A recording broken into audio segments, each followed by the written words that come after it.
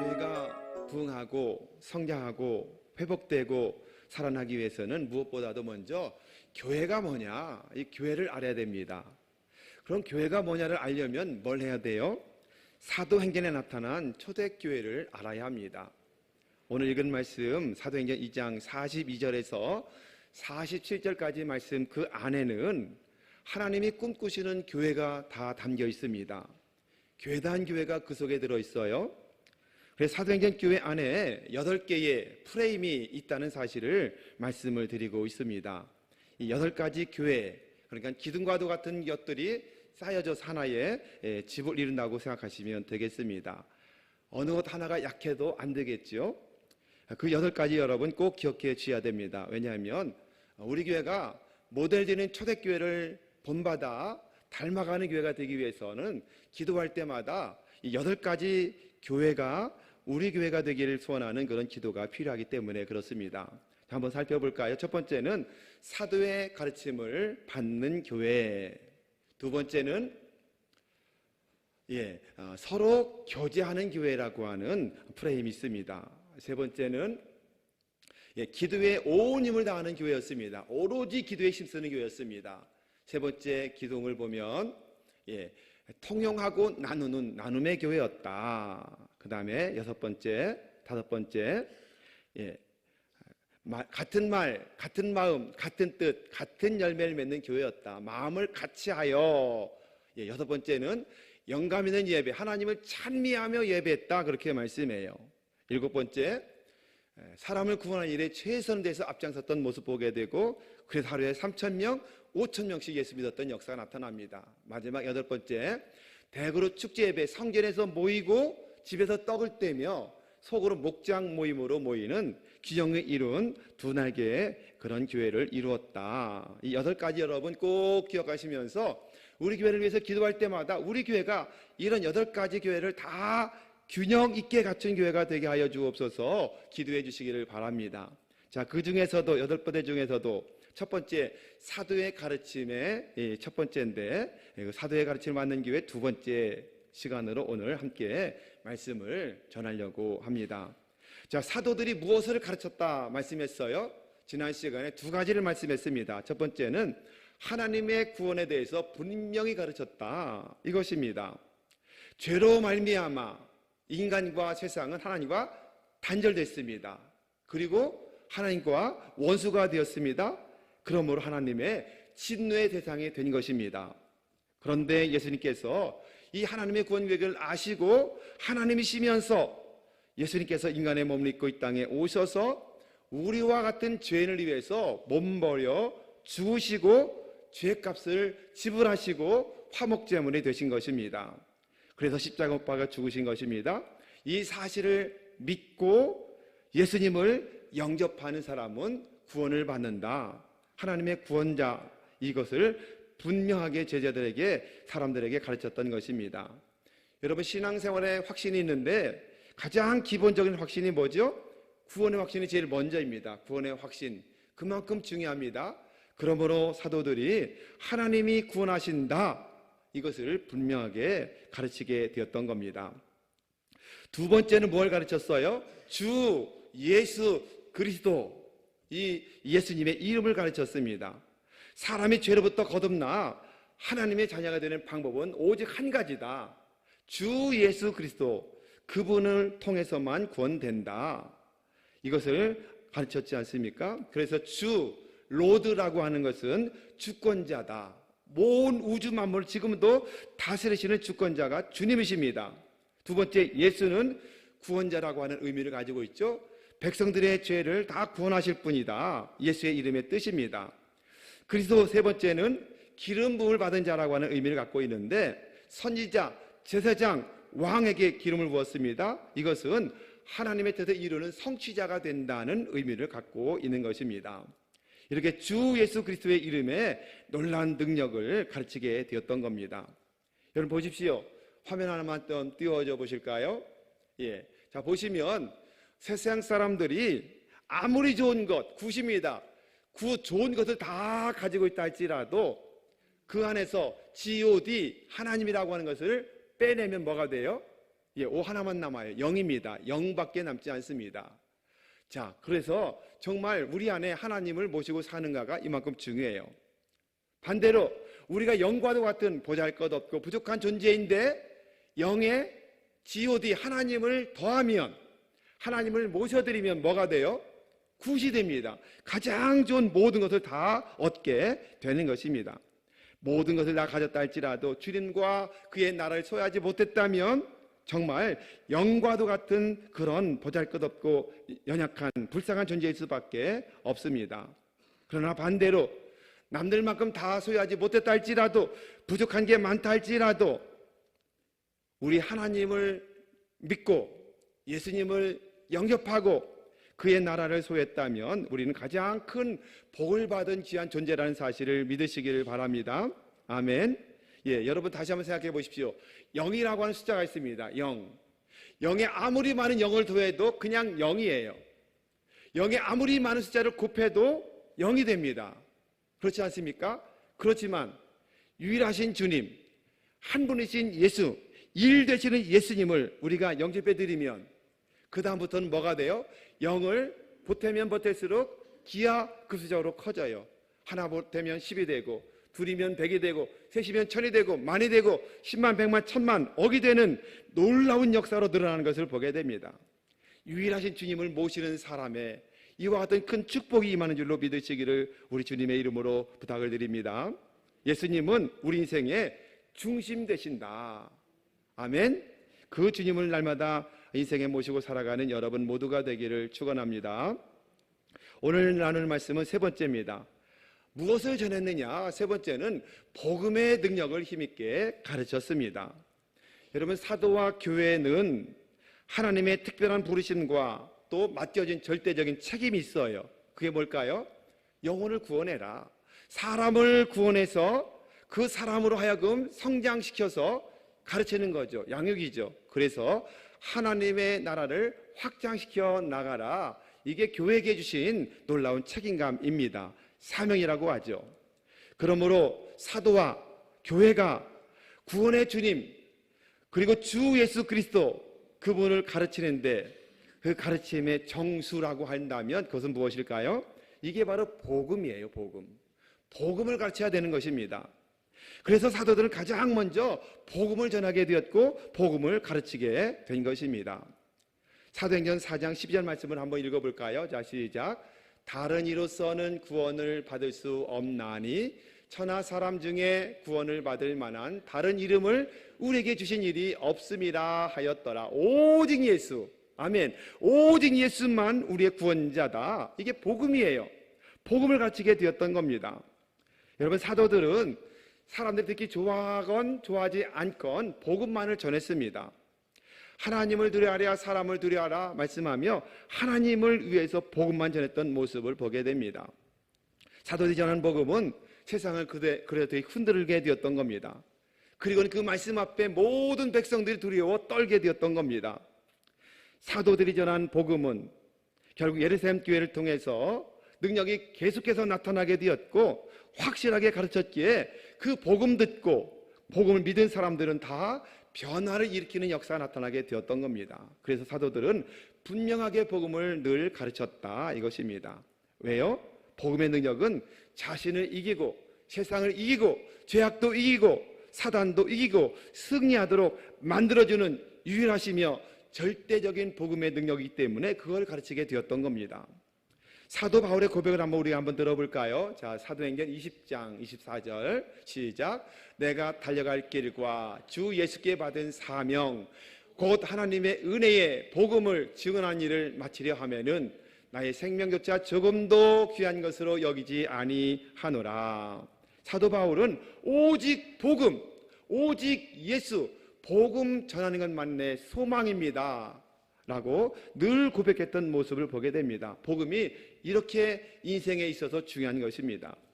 사도 베드로와 바울은 사람들이 복음을 듣고 믿고 고백해야만 타락하지 않는다. 그리고 죄종이 되지 않는다라고 전했습니다. 그리고 자유와 해방을 누리며 살 수 있다라고 끊임없이 가르치게 되었던 겁니다. 여러분, 그렇습니다. 복음의 능력은 우리를 구원받게 합니다. 아멘. 복음의 능력으로 세상을 이기고 마귀도 이깁니다. 복음의 능력으로 각종 질병에서 치료받고 고침받게 되는 역사가 나타납니다. 복음의 능력은 우리를 의롭게 하고 복음의 능력으로 자유와 해방을 얻는 역사가 나타나는 줄로 믿으시기를 축복합니다. 전 예루살렘 교회는 복음의 터 위에 세워진 교회고 복음을 전하기 위해서 존재하는 교회였기 때문에 구원의 역사가 날마다 일어나게 되었고 날마다 하나님의 표적과 기적이 계속되는 복을 받게 되었던 겁니다. 여러분, 그 당시에 복음을 받아들인다, 예수를 믿는다라고 하는 것은 쉬운 일이 아니었습니다.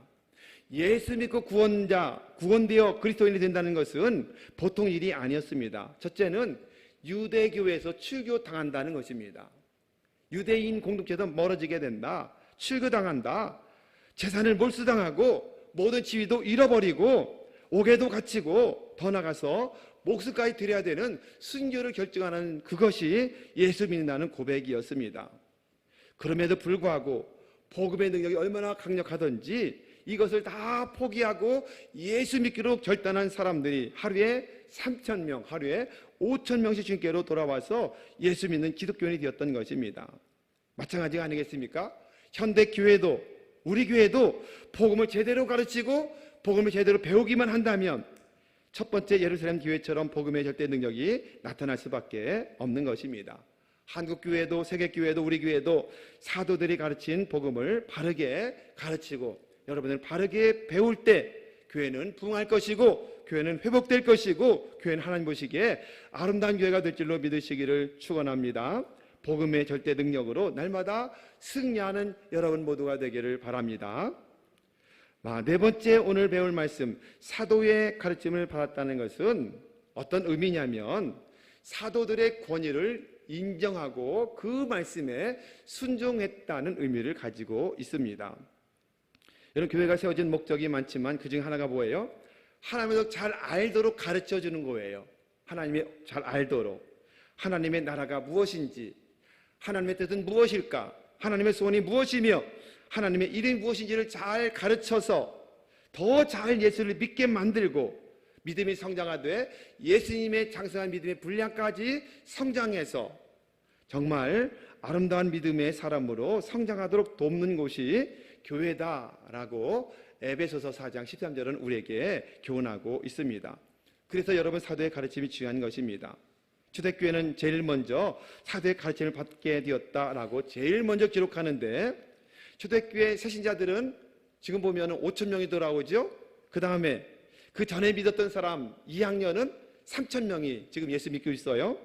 그리고 제일 먼저 성령 받았던 사람은 이제 졸업반이 된 것처럼 120명입니다. 교사는 12명의 사도가 됐다고 말씀을 지난주에 드렸죠. 이 모든 성도들은 사도들에게 하나님이 영적인 권위로 세워주신 직분을 맡기셨다라고 하는 사실을 인정하고 그리고 그들에게 그래서 철저하게 순종하게 되었던 겁니다.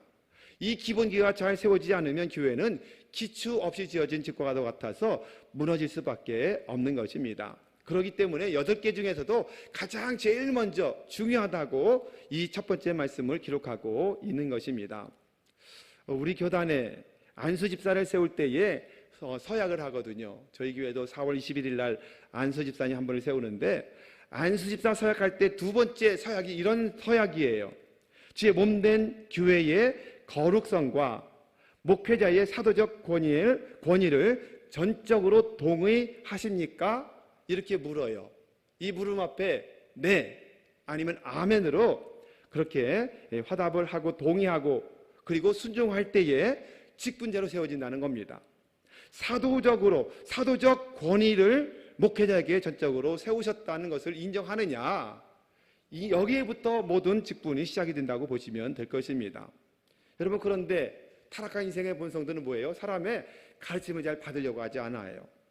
가르침을 받기보다는 뭐 하려고 합니까? 자꾸만 가르치려고 그래요.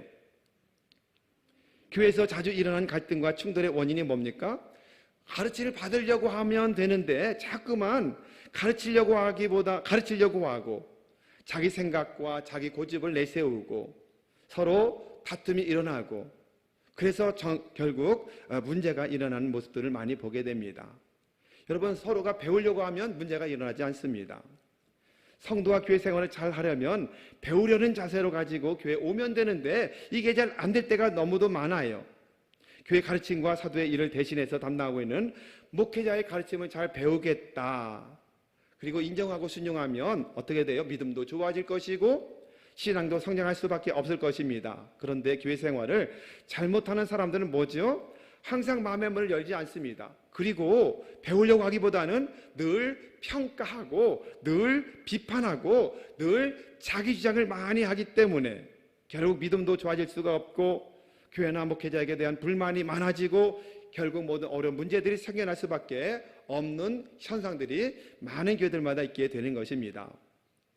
지지난주에 교회 설교할 때 죽은 교회를 부검하다라고 하는 책을 읽고 간단하게 원인 10가지를 말씀을 우리가 나눴던 것을 여러분 기억하시나요? 오늘은 그 다음에 나온 책 살아나는 교회를 해부하다라고 하는 책을 한번 읽었는데 이 책에 대해서 좀 함께 나누려고 합니다. 이 책은 죽음을 향해 치닫다가 살아난 교회를 해부해서 소생하는 교회 비결 7가지를 나타내고 있거든요. 그러니까 살아나는 교회, 이거는 뭐냐면 원래 건강했던 교회라기보다는 죽어가던 교회가 정신 바짝 차리고 살아나기를 원했다. 그래서 비결이 있더라. 7가지 우리에게 교훈하고 있습니다. 이 7가지를 간단하게만 한번 소개시켜 드려보도록 그렇게 하겠습니다. 첫 번째 비결은 뭐예요? 인정과 책임이었습니다. 남의 탓하던 것을 다 벗어버리고 책임 전가에서 벗어났다. 목타 탓이다, 장로 탓이다, 지역 탓이다, 돈이 없는 탓이다, 이런 여러 가지 탓을 다 내려놓고 내 탓으로 여기면서 인정하고 그것을 받아들이는 것이 첫 번째 비결이었다. 두 번째 비결은 뭐냐면 전통의 함정에서 벗어났다, 이것입니다. 전통을 위한 전통을 내놓기 시작했다. 모든 것들을 다 내려놓고 변화를 받아들이기 시작했다. 이게 두 번째 이유입니다. 세 번째 비결은 바른 지표를 세웠다입니다. 어떤 숫자 목표가 아니라 더 구체적으로 어떤 측정이 가능한 점수판을 만들더라. 점수판을 만들어 구체적으로 성도들에게 함께 동화되어 나가도록 만들었다. 이것이 세 번째 비결이었습니다. 네 번째 비결은 뭐냐면 강력한 기도입니다. 그 교회가 죽은 교회가 10가지 중에서 기도가 없었다가 있었잖아요. 회복되는 것도 뭐냐면 강력한 기도가 있어야 됩니다. 처음부터 끝까지 회복의 전 과정을 기도가 지탱해 준다. 여러분, 기도는 이만큼 중요한 거예요. 여러분의 교회를 위해서 늘 함께 열심으로 기도하는 여러분 모두가 되기를 우리 주님의 이름으로 축원해 드리겠습니다. 다섯 번째 비결은 뭐냐면 유독한 교인을 제거하라입니다. 아프지만 연합을 방해하는 독사가 되는 교인을 제거해야 된다. 이것이 여섯 번째 비결이었습니다. 마지막 7번째 비결은 새신자를 교육하는 것인데, 새신자 교육은 소그룹과 사역에 동시에 참여시켜라. 여섯 번째가 빠졌네요. 여섯 번째 비결은 고되고 긴 여정이다. 부흥은 마법이 없다. 도깨비 방망이식으로 부흥해라 뚝딱, 그것이 아니라는 겁니다. 이게 여섯 번째고, 10번째는 사가족 교육을 해야 되는데 소그룹 모임, 우리 목자 모임에 바로 투입하잖아요. 또 한 가지 우리 앞으로 해야 될 일이 뭐냐면 새가족을 사역을 시켜라. 그래서 소속감 있게 만들어라. 이렇게 교훈을 했더라고요. 여러분, 이 7가지가 살기로 선택한 교회의 비결이라는 거예요. 우리 교회도 7가지를 늘 기억하면서 다시 한번 우리 자신들을 점검하고 기관들을 한번 점검해보는 좋은 시간이 되었으면 좋겠습니다. 자, 그 중에서 비결 다섯 번째가 있습니다. 유독한 교인을 제거하라. 아프지만 연합을 방해하는 독소가 되는 교인을 제거하라. 이 단어는 굉장히 충격적이죠. 이것은 굉장히 저도 충격이었습니다. 이 책에서 저자는 소상하는 교회들에게서 유독한 교인이 있는 경우에는 그 교인이 떠나기까지는 교회가 회복되지 않더라. 떠남으로부터 회복이 시작이 되더라. 이렇게 이 5번에서 밝혀지고 있습니다. 문제는 한 명의 유독한 교인만으로도 교회가 죽어가더라. 이렇게 116쪽에서 이야기를 하고 있습니다.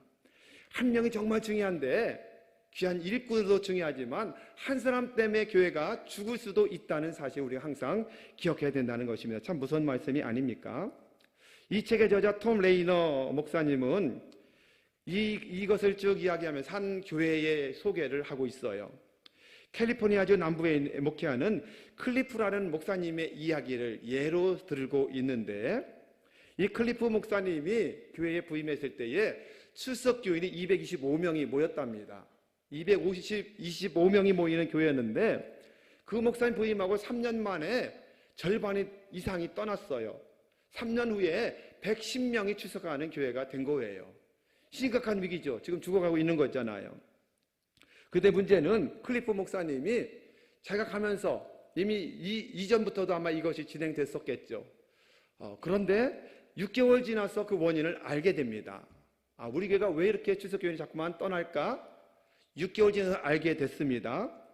알게 되는데 그 원인이 뭐냐면 그레그라고 하는 유독한 교인 한 사람 때문인 것을 알게 됐어요.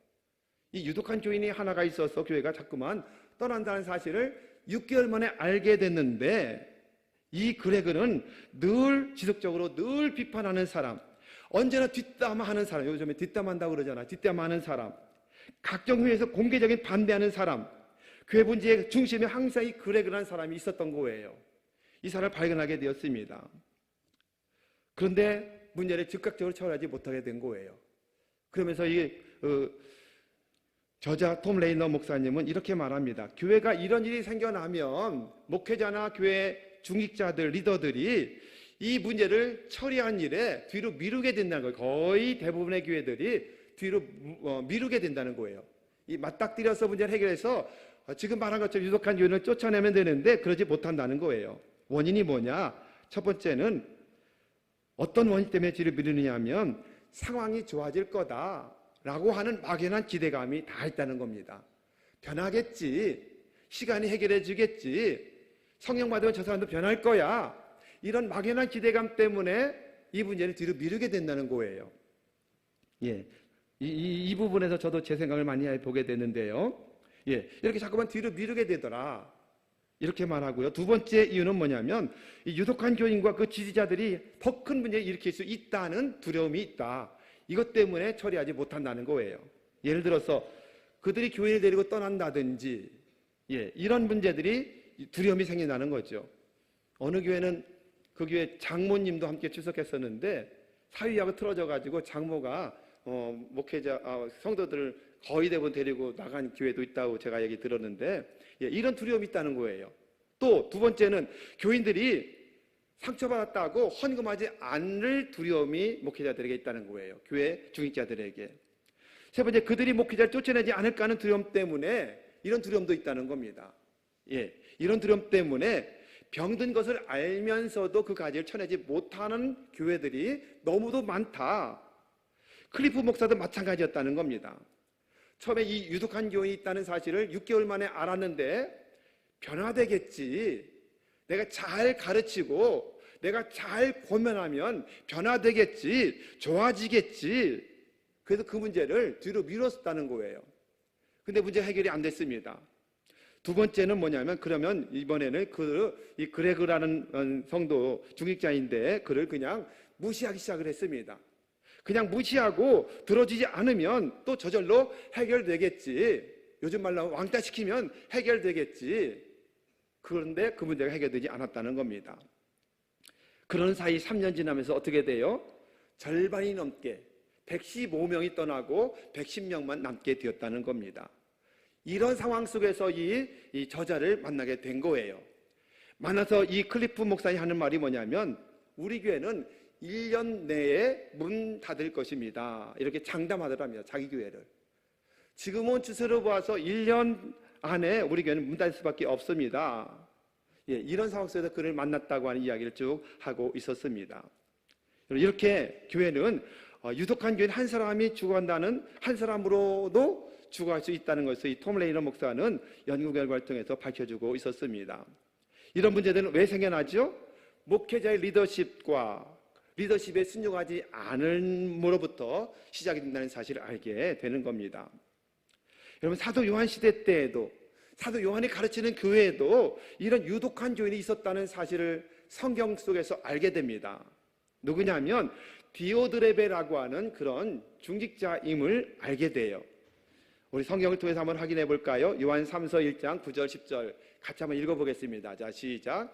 내가 두어 자를 교회에 썼으나 그들 중에 으뜸되기를 좋아하는 디오드레베가 우리를 맞아들이지 아니하니 이러므로 내가 가면 그 행한 일을 잊지 아니하리라. 그가 악한 말로 우리를 비방하고도 오히려 부족하여 형제들을 맞아들이지도 아니하고 맞아들이고자 하는 자들을 금하여 교회에서 내쫓는도다. 내쫓는도다. 조금 전에 말했던 그레그라고 하는 사람, 결국에 사람들이 전부 다 나갔는데 누가 나갔느냐? 누가 나갈 것 같아요? 연합을 이루며 목사의 동역자가 되었던 건강했던 교인들이 다 나가더라. 책에서 그렇게 이야기합니다. 마찬가지 오늘 말씀의 이 디오드레베도 마찬가지죠.